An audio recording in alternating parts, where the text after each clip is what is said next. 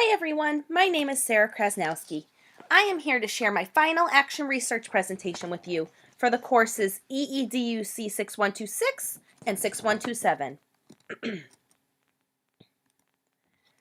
At the beginning of this course, we are asked to brainstorm a research question. I have a huge passion for positive behavior intervention supports. So, I began thinking, how could I further improve my teaching?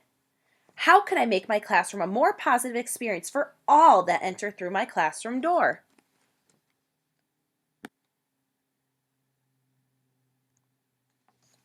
As I said, I am very passionate about positive behavior and creating a successful learning environment for all students.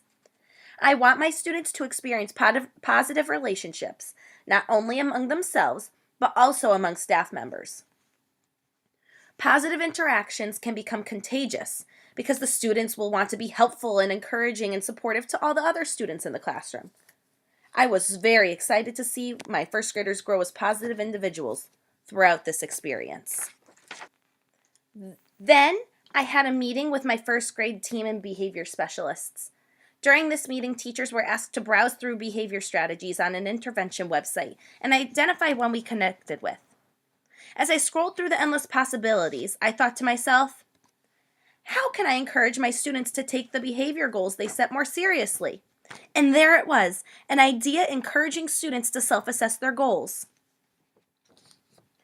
Then I began to wonder if my classroom would be a more positive learning environment with more compliments and less warnings through the self-assessment technique. Would my classroom become a more positive atmosphere with less negative interactions among the students in my room?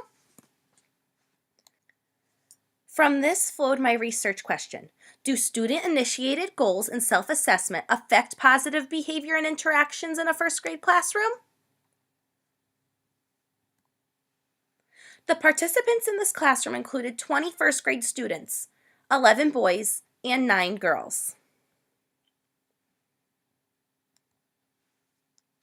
Once my research question was all set, it was time to design the data collection procedure, tools, and methods.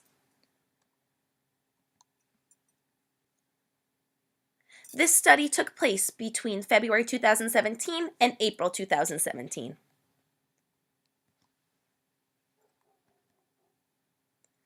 The first tool I created was the teacher compliment and warning chart. This chart was used for my purposes only as a data analysis tool for the end of the day. Throughout the day, I completed a chart with student numbers and a column for compliments and warnings. As students earned compliments or received warnings, I recorded them on that chart. Then, at the end of the day, I tallied up how many students received 0, 1, 2, 3, 4, 5, 6, 7, 8, 9, or 10 compliments and or warnings and recorded it on this chart. This helped me identify the average and mode of compliments and warnings.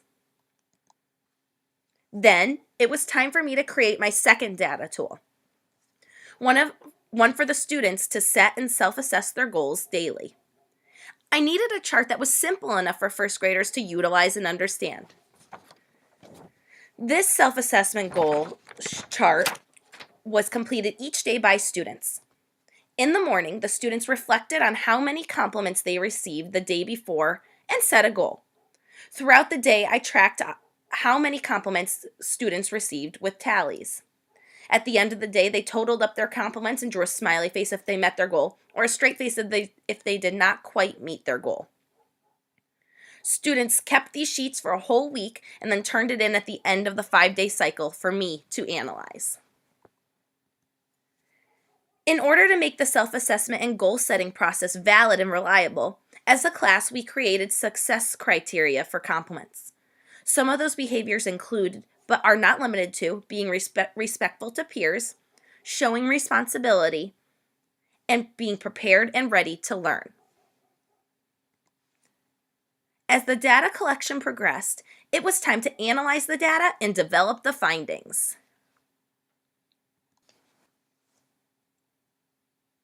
This chart shows the differences between pre and post data.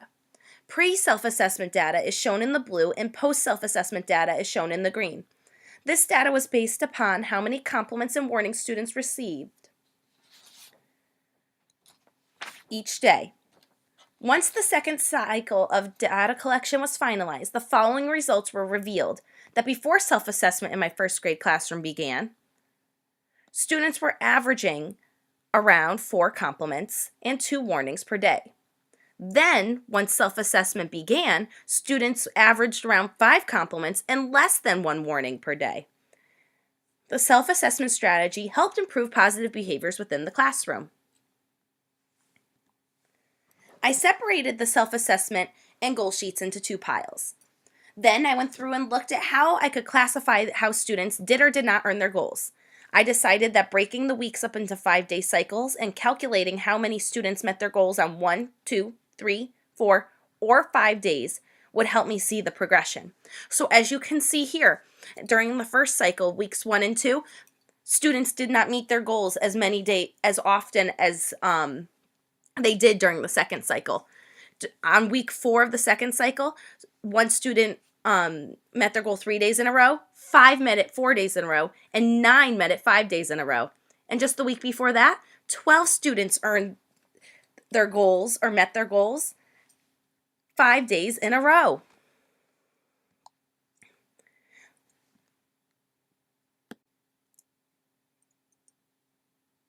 Then I input the data I collected prior to the implementation of the self-assessment goal sheet into the scatter plot. The blue shows the mode amount of compliments. As you can tell, throughout the days, it's very scattered. And the green shows the mode amount of warnings. Same, it's very scattered.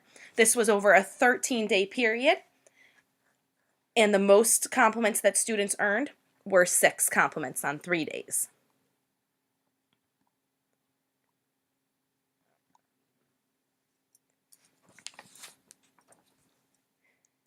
Then I took the data from while the self-assessment was being completed.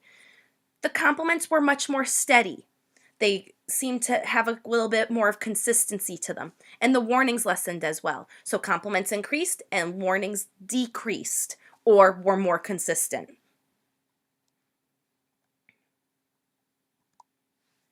Now it is time to present the findings of my study. Did the student-initiated goals and self-assessment affect positive behavior interactions in a first grade classroom?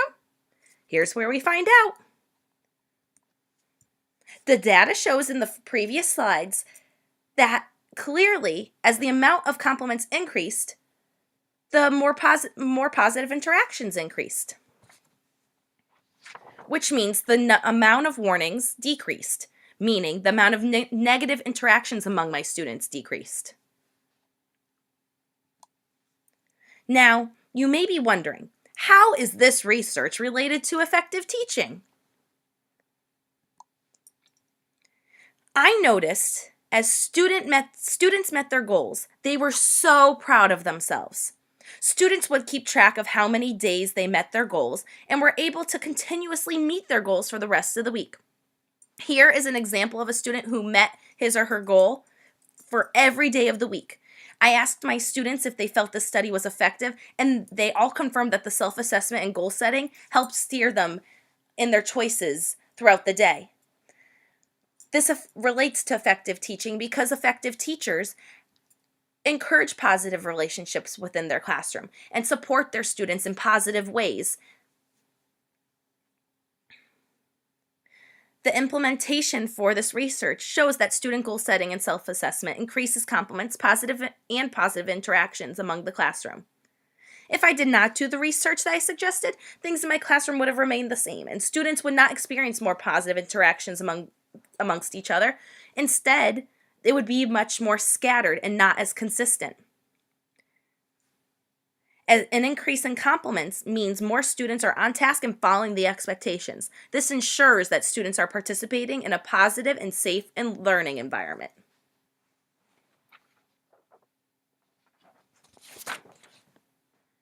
As this study progressed, students began recognizing each other for their positive interactions. This was probably my favorite part. I hear many students say, "Great work," or "I noticed how you tried your best," or "Keep up the great work." Or if instead of a negative interaction, some of them were starting to say, "Please stop doing said behavior. It is distracting me." So my students are finding more positive ways to interact with each other. In addition, students are keeping track of how many days they meet their goals. My students get very proud of themselves and share the news with many staff and students that we encounter in the hallways, just to tell them, hey, I met my goal today. Responsive classroom states, to choose positive behaviors, children need to see themselves as capable individuals and responsible community members. Adults can use positive language to help children build that self-perception. I think having my students watch me interact with them in positive ways and promote the compliments has helped my effective teaching practices. Therefore, self-assessment and goal setting does increase positive interactions within the students of my first grade classroom.